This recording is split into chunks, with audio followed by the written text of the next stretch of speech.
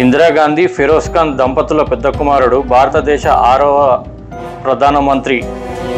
1984 October 31న తల్లి మరణంతో ప్రధానమంత్రిగా రాజీవ్ గాంధీ 1989 డిసెంబర్ 2న సాధారణ ఎన్నికలలో పరాజయం పొంది రాజీనామా చేసే వరకు ప్రధానమంత్రిగా పనిచేశాడు. 40 సంవత్సరాల వయసులో ప్రధానమంత్రి అయిన రాజీవ్ గాంధీ భారత ప్రధానమంత్రి పదవి నిర్వహించిన వారిలో అతి పిన్న వయస్కుడు. శ్రీలంక దేశానికి చెందిన తమిళనాడు తీవ్రవాదులు ఎల్టీటీ చేసిన మానవ బాంబు దాడిలో మరణించాడు.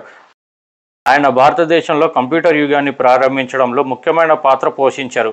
అయితే భారతదేశంలో మొట్టమొదటి కంప్యూటర్ 1955లో ప్రారంభంలోనే సమరేంద్ర కుమార్ మిత్ర కలకత్తాలోని ఇండియన్ స్టాటిస్టికల్ ఇన్స్టిట్యూట్లో రూపొందించారు మరియు అభివృద్ధి చేశారు. రాజీవ్ గాంధీ ప్రధానమంత్రిగా ఉన్న కాలంలో దేశంలో సమాచార సాంకేతికత ప్రోత్సహించడానికి, కంప్యూటర్ విద్యను విస్తృతం చేయడానికి అనేక చర్యలు తీసుకున్నారు.